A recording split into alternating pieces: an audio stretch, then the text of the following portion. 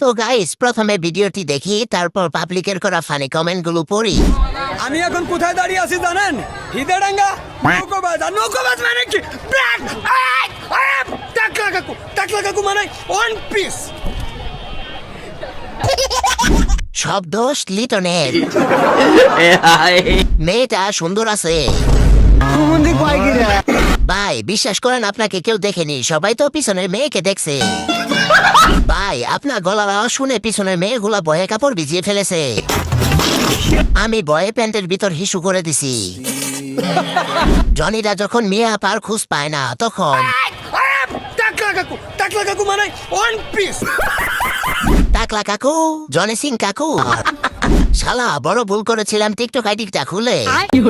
নিউটনের জামাই বালটন। নুনটোর সাথে থাকলে লাইক দে।